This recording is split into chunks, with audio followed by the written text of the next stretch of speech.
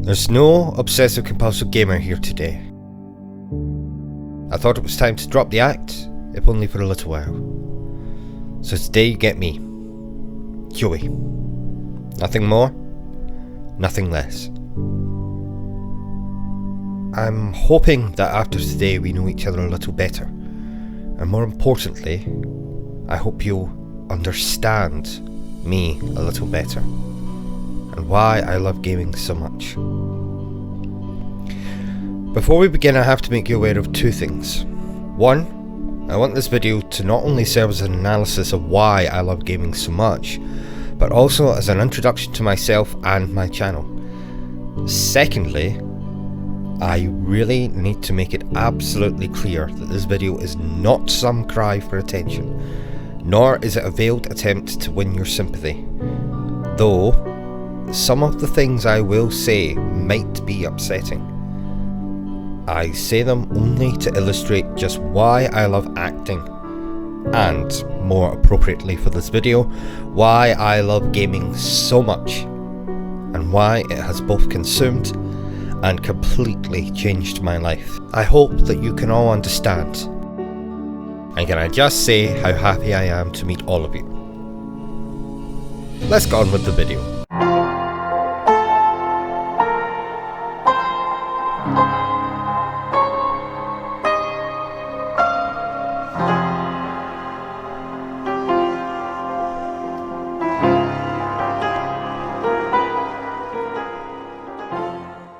My name is Joey, and I am an actor, writer, director, and now YouTuber living in the UK. I had my first experience of gaming at the age of 4 or 5 when I played Sonic the Hedgehog on the Sega Master System. I had been bought the computer for my Christmas, I believe, and though I remember little about it, I do remember spending hours either playing through Sonic or Alex the Kid. Bloody Alex the Kid. Now that game drove me crazy, and to this day I don't think I ever completed it. Maybe I'll finish the remake they have literally just announced. Fingers crossed. A strange memory I have of Alex the Kid, well, the Master System itself, was that Alex the Kid was built into the system. Or was it Sonic? I forget. But anyway, that was my first gaming console. And I think you can already guess, it certainly wasn't my last. So flash forward a few years to another Christmas and another game console. This time the Mega Drive 2. Don't ask what happened to the first Mega Drive. Long story. Now, I would have been 7 by this point, so I'm able to remember a lot more about my gaming experiences. And this brings me nicely to talking about Disney. Yes, that Disney. In the early 90s I'd fallen completely in love with the films of good old Walt. Little Mermaid, Beauty and the Beast, The Jungle Book, Basil the Great Mouse Detective. I loved them all. Still do. But in 1992, coinciding with me getting the Mega Drive, Disney's latest masterpiece, Aladdin, released in cinemas to critical acclaim, and with it came a licensed video game. Developed by Virgin Games, who would go on to make many Disney licensed video games, Aladdin was a first-class platformer, and 7-year-old Joey was in love, not only with Aladdin, not only with Disney, but with gaming in general. It very quickly became my all-time favourite hobby. Now while you were all outside, running around, playing hide and seek, football, conkers, rounders, etc., Joey was inside, playing Sonic 1, 2 and 3, Aladdin, Lion King, Quackshot, Castle of Illusion, Land of Illusion. Told you I love Disney. Splatterhouse 2 and 3, Earthworm Jim, even Alex the bloody Kid turned up on the Mega Drive. I played the Terminator, Robocop versus the Terminator. Need I go on? The point was that I was hooked. Hooked on platformers, shooters, kid-friendly and not so kid-friendly games. I was hooked, but on what? Well, the fun I was having, obviously. But within a couple of years it would get much, much more serious. But don't worry, it was in a good way. Christmas 1996. Well, what can I say? It was a day that changed my entire life. I was 11 years old and I just opened two things. One was the newly released PlayStation 1 console from Sony, and the other was a game. Resident Evil. Now, I've been a horror fanatic since a very young age. I think I first saw Boris Karloff's Frankenstein when I was 4 years old, kept up by my mum, who hated being alone when my dad worked overnight. My love for the early classics would lead me in later years to discover the science fiction films of the 50s, Hitchcock, and particularly Psycho, the zombie films of George A. Romero, and eventually my favourite horror genre, the slasher film. So, you can imagine my glee when I first played Resident Evil and saw before me a George A. Romero film come to life.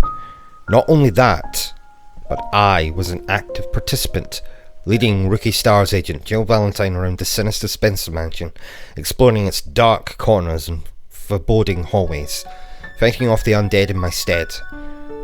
I loved every second of it, and Resident Evil has gone on to become one of my favourite series of games. But the following year I would discover two games that would really up the ante of what I thought a video game was capable of making me feel. Those games were Metal Gear Solid and Final Fantasy VII. Now these games taught me that I could care about characters in a video game, that I could sympathise with their plight, that I could be happy when they triumphed, and that I could cry when their worlds came crashing down. I mean, what gamer doesn't know about that particular scene from Final Fantasy VII when...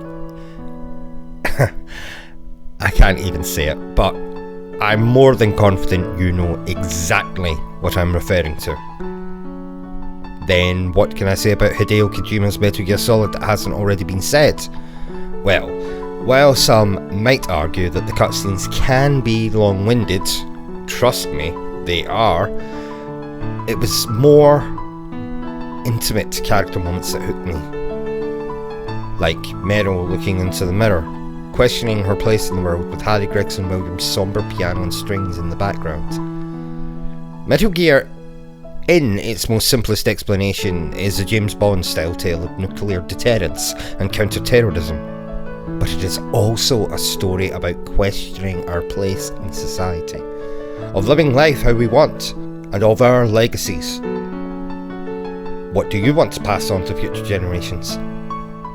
It got me thinking, what is my place in the world? How will I be remembered when I'm no longer here? What about my dreams? Will they come true? Or am I destined to fail over and over as I have done before? A video game had never done that to me before. It never got me to the point where I am actually questioning my own existence. It was a blessing and a curse, trust me. Video games started to do more than just entertain me. They also started to teach me things. You see, I was what one might call a late bloomer, particularly prudish when it came to subjects such as love, sex, girls, boys. I never ever asked my parents about anything to do with that, so I most likely learned most of what I know now from watching films and playing video games. I learned about love from seeing Cloud's interactions with Aerith in Final Fantasy VII, or Squall and Rinoa in Final Fantasy VIII. Kratos of God of War taught me all about hate and vengeance. Silent Hill showed me what it was to be truly afraid. I think you get my point. Secluded in my room, I would discover love, hate, lust, despair, vengeance, all kinds of human emotions, just from interacting with my gamepad. It was all at the very touch of my fingers. The point I'm making is that video games had evolved. The writing was now on par with the best Hollywood films. These pixels we once referred to as simply characters were now becoming more defined, more lifelike, more real. Characters like Solid Snake, Cloud, Jill Valentine, they all inspired me. They were my avatars. Through them, I could be brave, heroic. I could save the world. I could get the girl. I could be handsome and charming. I could be whatever I wanted to be. You see, I wanted to be anything, as long as I didn't have to be me. I mentioned in the intro that I'm an actor and writer. When I discovered gaming in my youth, I also discovered another love: films and theatre, particularly musical theatre.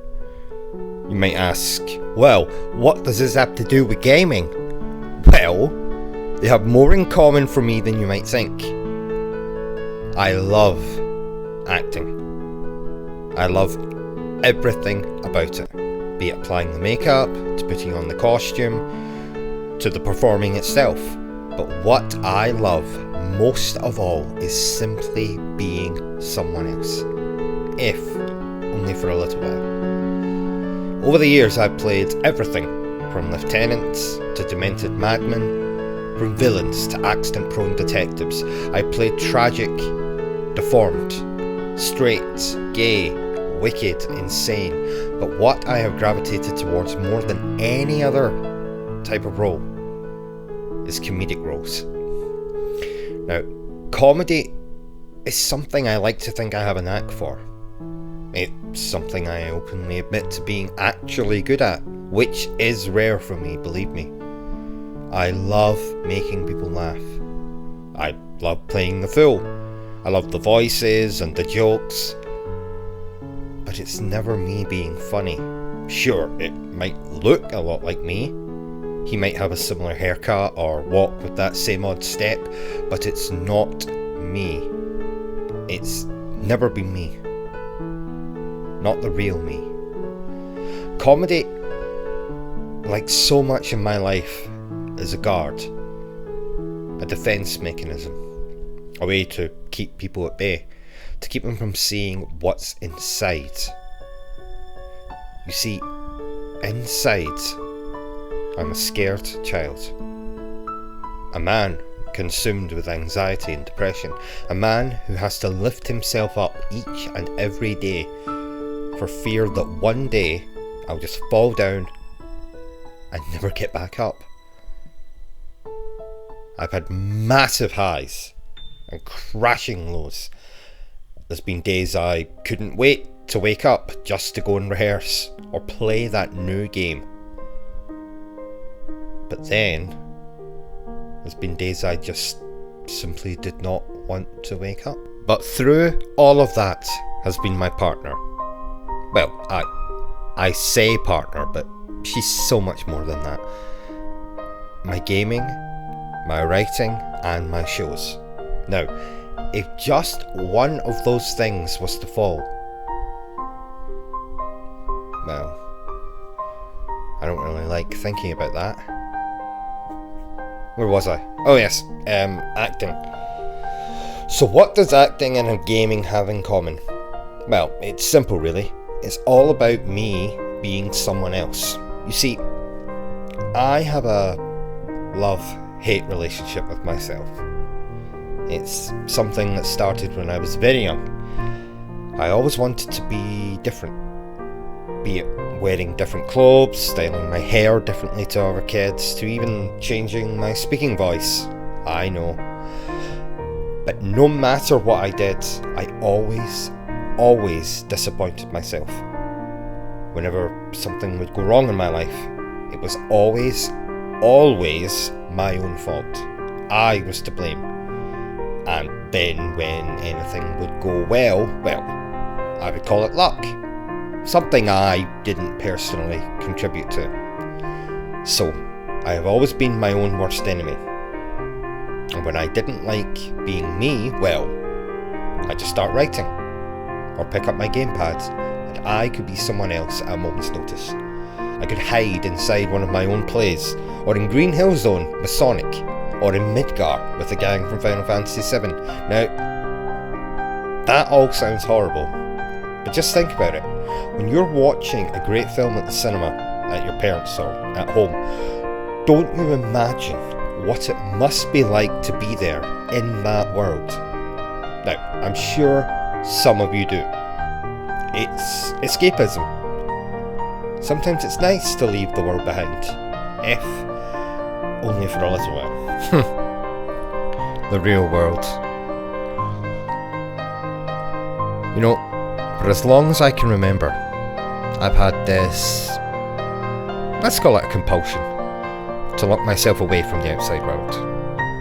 If my self-loathing wasn't bad enough, I was also scared of absolutely everything around me, of people outside. I mean, that was probably fair. I mean, I had been bullied and teased from a very young age, so you can maybe understand why I'd be less than trusting with other kids. Yeah, bullying would continue into my teenage years and beyond. Eventually I just became so used to it that I couldn't tell you when it stopped, or how it did indeed stop. I guess I just started leaving the house less and less. And made me a much harder target. Can't hurt what you can't see. I'm making it sound like I was completely alone in the world. No, quite the opposite in fact. Don't get me wrong, I've always had friends. In fact, my best friend, I've known him for over 30 years. And I've made many more over the years. From people I've worked with in my shows, to people I went to school with, so I've not been lacking in that department. But something has always been missing. I have 3 goals in life. 1, to marry my partner. I won't say her name for fear that she'll strangle me in my sleep. Nope, that's just a joke. She wouldn't do that. She'd probably just poison me, you know, and it's slower, more agonising. Look, I told you, I'm a funny guy, okay? 2, I want my shows to be a success. Maybe not Andrew Lloyd Webber successful, but a moderate success at least. But most of all, in regards to that, I just want the people I love to tell me that they're proud of my achievements. That what I create on stage is as good as anything on London's West End or on Broadway. And when I hear that, I'll know I've succeeded. And thirdly, to become a respected gaming YouTuber and streamer. Now, okay, I'm just starting out, so it might be some time before I make that dream a reality. Now, I never said it was going to be easy, but maybe with your guys' support, I can make it. Now, I'm just going to reiterate this again. This video is not about you all feeling sorry for me. I would just like to be open and honest with you right off the bat. I mean, I plan to be here on YouTube and Twitch for some time, so it makes sense to get all the awkward stuff out of the way. Now, let me also just say, here and now, that how I chose to deal with my anxieties and mental problems is only applicable to me. Now, I won't condone nor condemn my behaviour, and you should do likewise. Why don't we get back to the gaming, eh? Shall we move on to my PlayStation 2 in 3 years? Leave all this depressing stuff behind for a bit. Yeah? Okay, let's do that. The PlayStation 2 launched in the year 2000, and with the improved graphics and raw power came new entries in my favourite series. Most notably, Metal Gear Solid 2, Sons of Liberty. A controversial entry, for sure, due to a little bait and switch it pulled with a certain snake and a pretty boy called Raiden. Then there was Silent Hill 2. Need I say anything about that particular masterpiece? Final Fantasy X. An entry I loved at first, but over the years I've become a lot more ambivalent towards. I know it's not because of the saccharine sweet love story, which still makes me cry even to this day. No, Final Fantasy X just didn't have the magic of the previous entries. This would be followed on, again, the PlayStation 2 by Final Fantasy XII. Of course, we had another entry in one of my favourite series to see a release on the PlayStation 2, which was Resident Evil Code Veronica X, an enhanced port of what was once a Sega Dreamcast exclusive Resident Evil title. while it was very similar to the original trilogy, it's another game that I don't feel has aged that well over the years, compared to titles like Final Fantasy VII or the original Resident Evil 2, which are just as good today as they always were. Now, the PlayStation 2 would also give birth to more of my favourite series today, Devil May Cry and God of War, which I would love to elaborate on, but I've only mentioned the PlayStation 2 in passing. It's really just a stepping stone to get me to, in my opinion, one of the greatest video game consoles in existence, the PlayStation 3, and to the game that immediately cemented itself as my favourite game of all time, The Last of Us. 2013 was one of the best years for gaming in my opinion. In that year alone, at least 5 games were released that are still in my top 15 favourite games of all time. They were the reboot of Tomb Raider, which took the best elements of Naughty Dog's Uncharted series and combined that with a Lara Croft who was vulnerable, relatable, and above all, likeable, unlike her sex object caricature of old. Even now, it is still my favourite in the series. Then we had Bioshock Infinite, my favourite in that particular series. Booker, Elizabeth, Comstock, the twist ending, fantastic. We also had Metal Gear Rising Revengeance, which is still, to this day, my favourite character action game of all time. Yes, even above Bayonetta and Devil May Cry. Just. Platinum Games scored a home run with Metal Gear Rising, and it's one of the reasons Platinum is my second favourite game developer of all time. Now, we'll talk about my favourites soon. Right. Now, we get a little controversial with my next favourite game from 2013. DMC, Devil May Cry. What can I say? I adore this game. The action, the writing, Dante's character arc, Virgil, the visuals, the metal soundtrack, I love it all. And yes, I am going to say it, but I rate DMC higher than any of the other Devil May Cry titles. But Devil May Cry 5 is a very close second. But all of those games pale in comparison to what came next. Naughty Dog's magnum opus, The Last of Us. Where do I even begin? Let's start with Joel. Okay. God, Joel. Never before have I stood so firmly behind a character as I did with Joel. I felt his loss when Sarah died in his arms. I felt his animosity at first towards Ellie, the 14-year-old he had been charged with getting across the state to the Fireflies. But like Joel, I came to love Ellie like a daughter or even a sister. I would literally do anything to protect her. So when Joel is faced with the horrifying reality towards the end of the game that Ellie is going to die, I just couldn't handle it.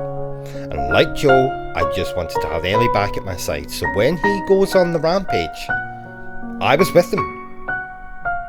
I mean, this wasn't about saving humanity. I mean, are we even worth saving? This was just about saving that one person I care for more than anyone else. Selfish? Yes. Justified? Well, you can take a guess at what I think. The point is, I didn't play The Last of Us. I lived through it. Like Joe and Ellie, I survived it.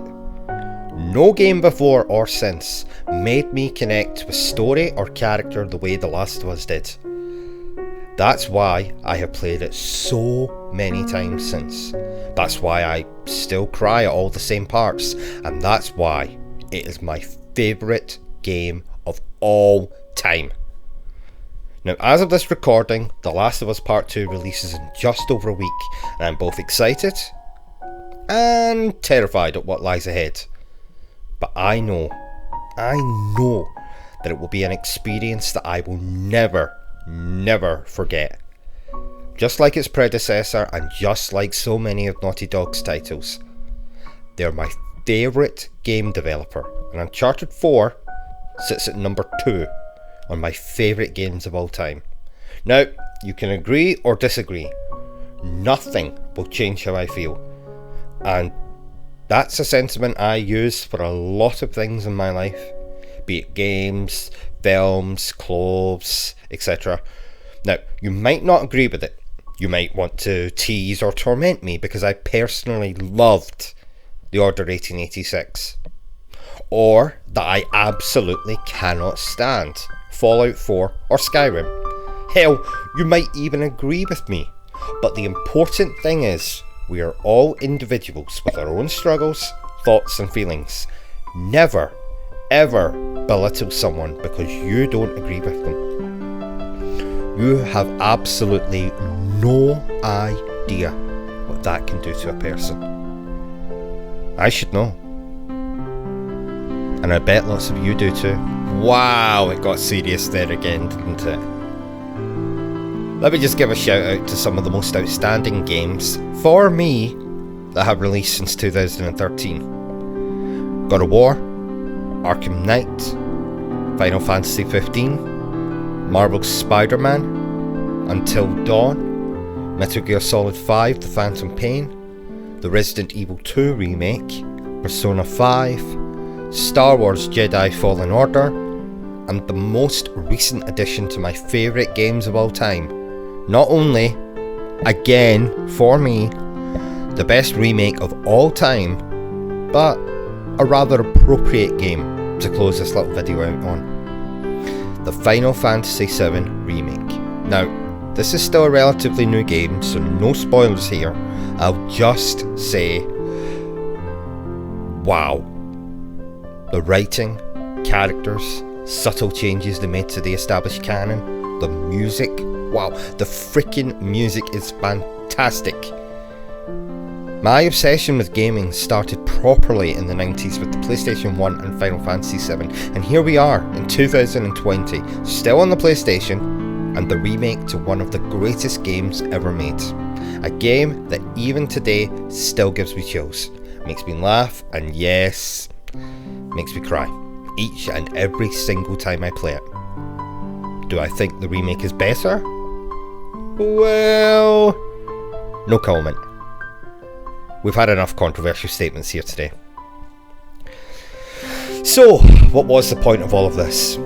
Well, now you know just a little bit, well, a big bit about me. And hopefully through talking to you in the comments, I can learn more about all of you as well. So why do I love gaming? Well, it's quite simple. It's my release from a life that is not always easy. A life where often I struggle each and every single day with my own self-esteem and sanity. But I know that I can put pen to paper, or even better yet, pick up my DualShock 4 controller, or my Xbox controller, or my Nintendo Switch tablet, and I can travel to any world I want. And there I can be anything. There I can be happy. So, thank you all for watching. Don't forget to like, subscribe, and leave your thoughts in the comments below. Now, remember, only you can decide what makes you feel better when you're feeling down or upset or lonely. Grab hold of it. Embrace it. Don't let anyone tell you otherwise. And remember guys, stay obsessed with gaming.